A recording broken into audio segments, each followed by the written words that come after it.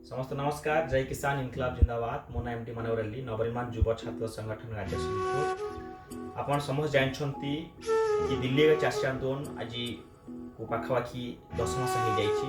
या कुनै कि मध्य संयुक्त किसान मोर्चा असंता 27 तारीख दिन बंद भारत बंद डाकरा दिया है। जो भारत बंद नवनिर्माण कृषक संगठन नवनिर्माण युव छात्र संगठन ओडिसा रे मध्य आमे भारत बंद डाकरा पालन करबा। निवेदन करिवि चाषी को पई आपण समस्ते आसंता 27 तारीख रे समस्ते एकत्र हंतु। ए आंदोलन समस्त साथ दियंतु। कारण चाषी बचले देश बचिबो, चाषी न बचले केही बचि परिबो नाही। सेही जी आजि देश को जी आजि खाद्य जोगुछि जहां पई आम पार्टी वचन बाहुछि तांकरी पई आसंता 27 तारीख केही भूलिबे नाही।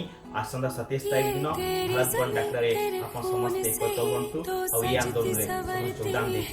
भारत बंद डाकरा समस्त तेरी हीर तो धरती है।